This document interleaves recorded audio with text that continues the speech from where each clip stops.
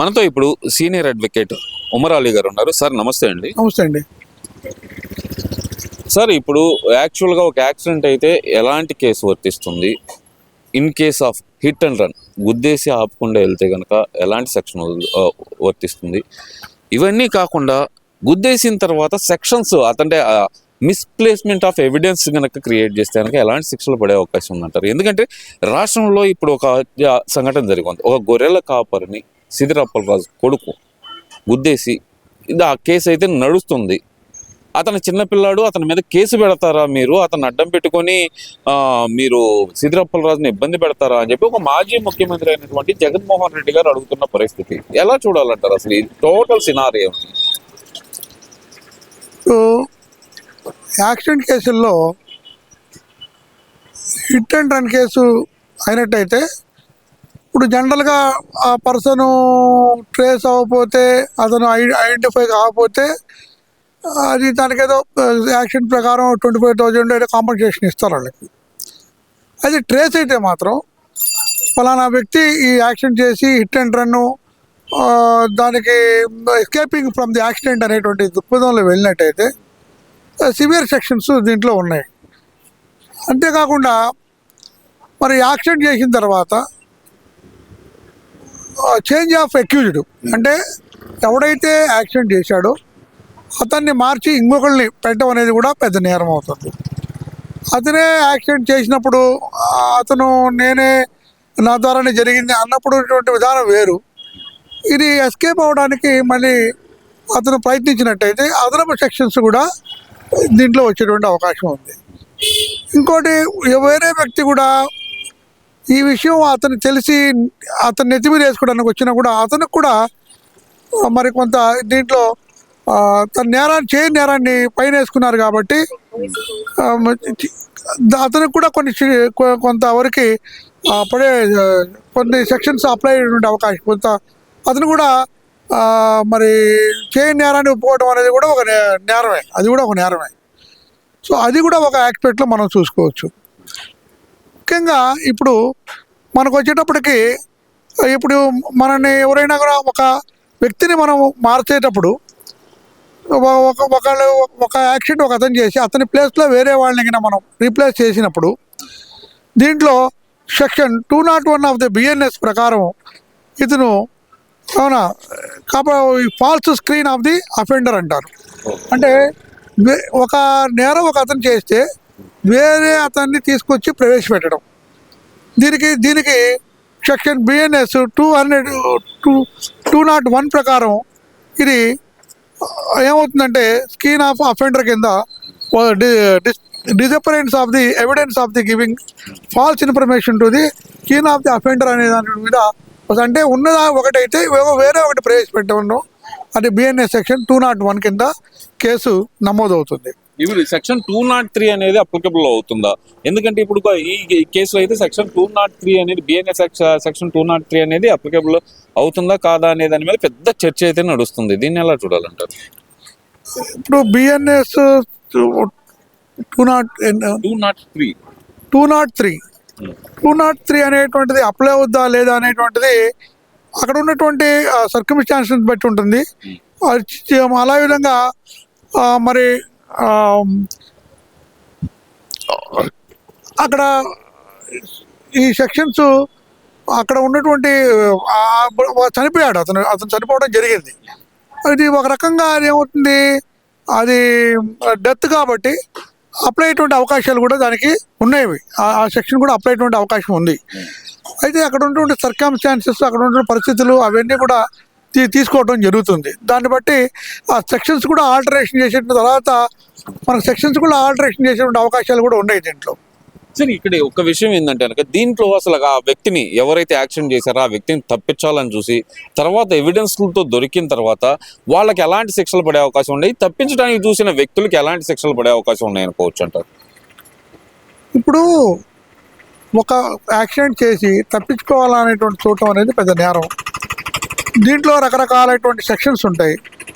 BNS 390 320 కూడా apply అయ్యేటువంటి అవకాశం ఉంది. 320 కూడా ఇటువంటి అవునా చీటింగ్, డిజానెస్ట్లీ, అవునా ఇలాంటి చేయడానికి ప్రయత్నించాడు కాబట్టి అది కూడా ఉంటుంది. అదేవిధంగా బిఎన్ఎస్ సెక్షన్ 227 ప్రకారం కూడా మరి పబ్లిక్కి రాంగ్ ఇన్ఫర్మేషన్ ఇవ్వటం, అంటే ఒక ప్రభుత్వ అధికారికి తప్పుడు సమాచారం ఇవ్వటం, అది కూడా దీని కిందకు వస్తుంది. అది ఆ రకం కూడా సెక్షన్ 320 కూడా అమలవుతుంది. సెక్షన్ 227 రియల్ అఫెండర్ని తప్పించి అవునా ఇంకొక అతన్ని తీసుకురావడం కూడా బిఎన్ఎస్ 227 కూడా దీంట్లో అప్లై అయ్యేటువంటి అవకాశాలు ఉన్నాయి. ఈ రకంగా సెక్షను మనకి సెక్షన్స్ బిఎన్ఎస్ ప్రకారం 201, 319, 320 అలాగే 227 ఇటువంటి పాటు ఇంకా అవసరమైతే పరిస్థితిని బట్టి కొన్ని సెక్షన్లు కూడా మరి పోలీసు వారు యాడ్ చేసే అవకాశం ఉంది. అదేవిధంగా ఛార్జ్ షీట్లో కూడా కొన్ని అవసరాన్ని బట్టి అప్పుడు కూడా సెక్షన్స్ మార్చేటువంటి అవకాశాలు కూడా ఉంటాయి. సో ఇవన్నీ ఒక ఎత్తు సార్. ఆంధ్రప్రదేశ్లో ప్రతిపక్ష నేత అయినటువంటి అంబటి రాంబాబు గారు పదే పదే డ్యూటీలో ఉన్న పోలీసుల మీద దాడి చేయటం, వాళ్ళని నెట్టేయటం కానీ వాళ్ళని తోసేయటం కానీ ఇవన్నీ జరుగుతూనే ఉన్నాయి. అసలు దీన్ని ఎలా చూడాలంటారు? మళ్ళీ పోలీసులే నాకు రక్షణ కల్పించట్లేదు అంటూ మరి అంబటి రాంబాబు గారే మాట్లాడటం, ఒక డ్యూటీలో ఉన్న ఆఫీసర్ మీద దాడి చేసినా లేదంటే అతని మీద చేసి తోసేసినా అతని విధులకు ఆటంకం కలిగించినా ఎలాంటి శిక్షలు పడే అవకాశం ఉన్నాయంటారు? ఇప్పుడు ఆయన ఏంటంటే అంబటి రాంబాబు గారు ఒక లాయర్. దాని మూలన ఏంటంటే అతను చట్టం మీద అవగాహన ఉంది కాబట్టి ఆయనకు కొద్దిగా అగ్రెసివ్గా వెళ్తూ ఉంటాడు. దాని మూలన అంటే ఇప్పుడు ఉదాహరణకి పోలీస్ విధులకు ఆటంకం కలిగించడం అనేటువంటిది అంత పెద్ద నేరంగా ఒక అడ్డు రావడం అనేటువంటిది ఒక 6 months 3 months 2 years ఏదో పనిష్మెంట్ ఉంటుంది, లేదు దానికి ఒక పెనాల్టీ అనేటువంటిది ఉంటుంది. అందువల్ల విధులకు ఆటంకం కలిగించేటువంటిది అది పెద్ద సెక్షను ఎఫెక్టివ్ ఎక్కువ ఉంటుంది కాబట్టి ఆయన కొంచెం అగ్రెసివ్గా వెళ్తూ ఉంటాడు. ప్రతి విషయంలో కూడా అగ్రెసివ్గా వెళ్తూ ఉంటాడు. అతనికి కొంచెం చట్టాల్లో ఉన్న విషయాలు కొన్ని అవగాహన ఉన్నాయి, దాన్ని తప్పించుకునే విషయాలు కానీ దాంట్లో ఎట్లా ఫేస్ చేయాలనే విషయం తెలియటం మూలాన ఆయన ఏం చేస్తున్నాడంటే కొంచెం దూకుడుగా పోలీసుల మీద వ్యవహరించడం జరుగుతుంది. మరి ఆ రకంగా చేసినట్లయితే మరి సెక్షన్ 221 ప్రకారం కూడా అతనికి బిఎన్ఎస్ ప్రకారం కూడా మరి పబ్లిక్ వాళ్ళ యొక్క డ్యూటీస్ని ఇంటరప్ట్ చేసినందుకు పెట్టేటువంటి అవకాశం ఉంది. అదేవిధంగా 353 సెక్షన్ కూడా 132 బిఎన్ఎస్ పెట్టేటువంటి అవకాశం కూడా ఉన్నది. మరి ఈ విధంగా ఏదైనా ఇప్పుడు అక్కడ జరుగుతుంది ఏంటి, ఒక మాజీ మంత్రి, ఒక కాపు నాయకుడు, ఒక మంచి ఆంధ్రప్రదేశ్లో ఒక పేరున్నటువంటి ఒక వ్యక్తి ప్రభుత్వం మాజీ మంత్రి కాబట్టి అధికారిక లాంఛనాలు ఏర్పాటు చేయడం అనేది సహజం. ఇప్పుడు మనకి ఉదాహరణ తీసుకున్నట్టయితే సినిమా యాక్టర్స్ ఉన్నారు, వాళ్ళు చనిపోయినా కూడా ఇవాళ ప్రభుత్వం తెలంగాణ ప్రభుత్వం ఏం చేస్తుంది, అధికార లాంఛనాలతో అంత్యక్రియలు చేస్తూ ఉంది. అంటే వాళ్ళ సేవల గుర్తింపు. ముద్ర కూడా పద్మనాభం అనేటువంటి వ్యక్తి ఒక ప్రజానాయకుడు, మంత్రిగా పనిచేశాడు. పదే విధంగా మరి ఒక కాపు ఉద్యమ నేత, మరి ఇంత కాపులకు కావాల్సినటువంటి ఆ రైట్స్ గురించి మాట్లాడాడు. అలాంటి వాటి ప్రభుత్వం ఏం చేస్తుంది, తగిన సముచిత గౌరవం ఇవ్వాలి ఆయనకి అనేటువంటి ఒక దృక్పథంతో ఆయనకి మరి గార్డ్ ఆఫ్ ఆనర్ ఇవ్వాలనేటువంటి నిర్ణయించింది. అది మనం స్వాగతించాలి. అది దాన్ని ఆ ప్రభుత్వం మనకి ఆ గార్డ్ ఆఫ్ ఆనర్ ఇచ్చినందుకు అది చేయాలి. కానీ అక్కడ ఏం లేదండి, ఏదో చేయాలి, నేనే ప్రజల దృష్టిలో పడాలి. అవునా, ఇప్పుడు మీడియాను ఆకర్షించాలంటే ఏం చేయాలి, ఒక మంచి అన్న చేయాలి, ఒక చెడన్న చేయాలి. మీడియా ఎప్పుడు దేనికి ప్రిఫరెన్స్ చేస్తుంది, ఒక మంచికైనా మీడియా ఎక్కువగా ఇంపార్టెన్స్ ఇస్తుంది.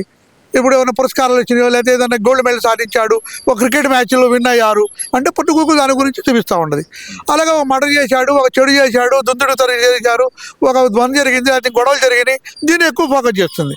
దానివల్ల ఏదో ఒకటి చేస్తే మీడియాలో నేను ఈ హైలైట్ అవ్వాలి, ఏదో ఒకటి చేయాలి. దీనికి ఉన్నటువంటి అఫెన్స్ చాలా తక్కువగా ఉంది, పనిష్మెంట్ చాలా తక్కువగా ఉంటుంది. అంటే విడివి లాగడేదానికి సెక్షన్స్ తక్కువగా ఉంటాయి.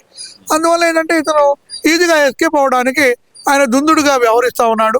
అందుకే ఎక్కడైనా కూడా అగ్రెసివ్గా నెట్టేయడం కానీ, వాళ్ళని విధుల్ని ధిక్కరించడం కానీ, పొద్దున్న కూడా వెళ్ళటం కానీ జరుగుతుంది.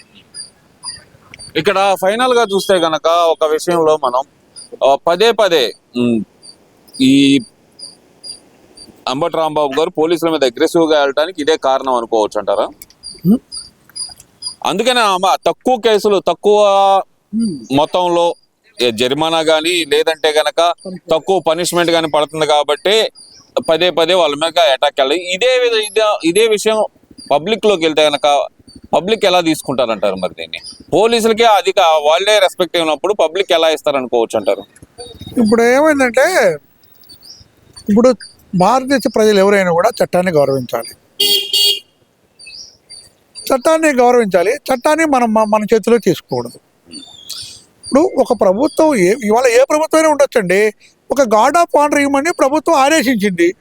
ఆదేశించిన తర్వాత వాళ్ళ విధులు వాళ్ళు నిర్వర్తిస్తారు. అడ్డుకోవడానికి మీరెవరు, నేనెవరు?